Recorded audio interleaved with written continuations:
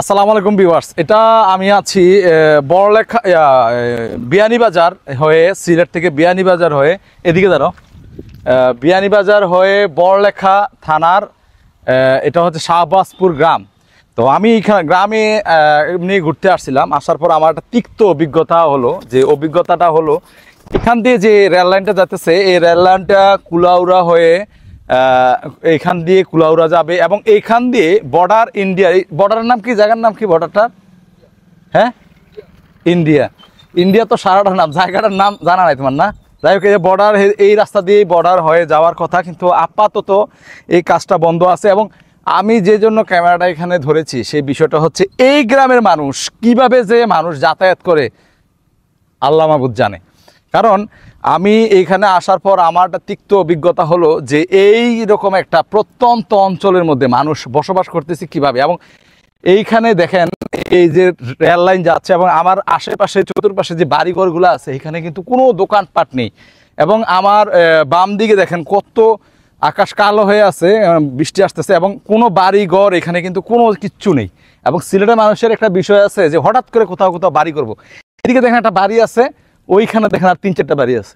আশেপাশে কিন্তু কোনো দোকানপাট নেই। এখান থেকে 6 কিলোমিটার দূরে মনে হয় মেন রোড, না মেন রোড 6 কিলোমিটার দূরে। আপনার যদি প্রসূতি মা বা কোনো হার্টের রুগী থাকে, বাসার আশা একদম ছেড়ে দিলেই মনে ভালো হয়, সবচেয়ে ভালো হয়। আর একটু এদিকে আসো, আমি যে জিনিসটা আবার দেখাইতেছি আপনাদেরকে, দেখেন এইখানে আশেপাশে কিন্তু 6-7 কিলোমিটারের মধ্যে কিচ্ছু নাই, একদম কিচ্ছু নাই।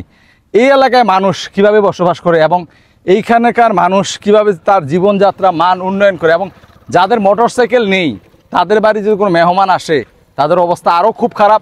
কারণ মেহমান নাই, মেহমান যদিও আসে কোনো কিছু কিনে খাওয়াইবার মতো কোনো ব্যবস্থা নাই।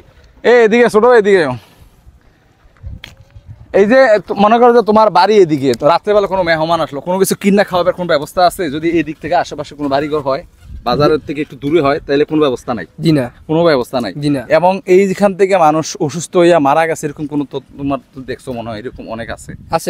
এখান থেকে মানে হাসপাতালও বা কোনো কিছুতে নেওয়ার কোনো ব্যবস্থা নাই। জি না, কোনো ব্যবস্থা নেই। এবং আমি এইখানে বাজারে এসেও দেখলাম যে নেটওয়ার্কে অনেক প্রবলেম। এবং এটা একটা রেল স্টেশন হইতেছে মনে সম্ভবত, রেলের জংশন হচ্ছে। জি, তো হইলো এটা মনে সম্ভবত শেখ হাসিনা সরকারের সময় এটা অনুমোদন হয়েছিল, কিন্তু কাজ এখন আপাতত পুরো বন্ধ। জি না, কাজ চলতেছে কিছু কিছু, ওই যে বিল্ডিং এর কাজ চলতেছে, রেলের কাজ বন্ধ আপাতত। জি, রেলের কাজ বন্ধ। ইন্ডিয়ার সাথে এই সংযোগের যে কাজটা পুরোপুরি বন্ধ অবস্থানে আছে।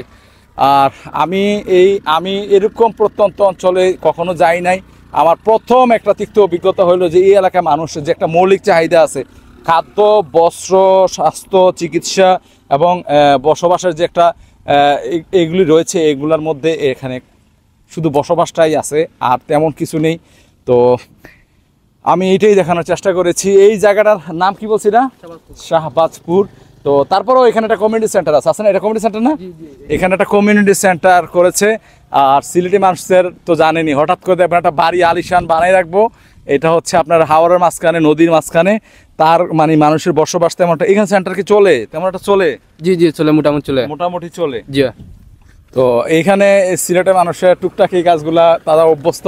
হুট করে একটা বাড়ি বানাই রাখবো। আর এই রাস্তাটা ভাঙ্গা কতদিন যাবত? এই রাস্তাটা ভাঙ্গা বাঁকা 1 বছর হয়ে যায়। 1 বছর হয়ে যায়, কোনো সংস্কারের কোনো চিহ্ন মাত্র নেই। জি না, চিহ্ন মাত্র নেই। এবং এই রাস্তাটা তো প্রায় 6-7 কিলোমিটার পুরোটাই ভাঙ্গা। জি, এবং মেইন রোডে উঠার আগ পর্যন্ত পুরোটাই ভাঙ্গা, পুরোটা রাস্তাই তো ভাঙ্গা, না? জি। আর এইখানে সবচেয়ে সুন্দর লাগতেছে আমার কাছে এখন এই যে ওইখানে যে এই জায়গায় একটু আলগিতে দেখাও ক্যামেরাটা, যে আকাশটা গোলা হয়ে আছে এবং যে নদীগুলি, গাছগুলি আছে এবং বাড়িঘর কিন্তু কিচ্ছু নেই, কোনো কিছু নাই। রাত্রে 9টার পর এখানে সিএনজি চলাচল তো বন্ধ, রাত্রে 9টার পর সিএনজি চলাচল বন্ধ হয়ে যায় এবং যাতায়াত মানুষের দুর্বিষহ অবস্থা। তো আমি এরকম একটা প্রত্যন্ত অঞ্চলে এসেছি ঘুরবার জন্য, দেখার জন্য। আর আপনাদেরকেও দেখাইলাম। ভালো থাকেন, সুস্থ থাকেন। এরকম জায়গায় বসবাস করা হচ্ছে, শহরে গিয়ে এক টুকরো বাসায় বসবাস করা অতি উত্তম।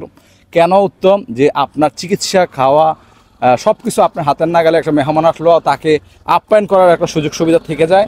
ভালো থাকবেন, সুস্থ থাকবেন। আসসালামু আলাইকুম।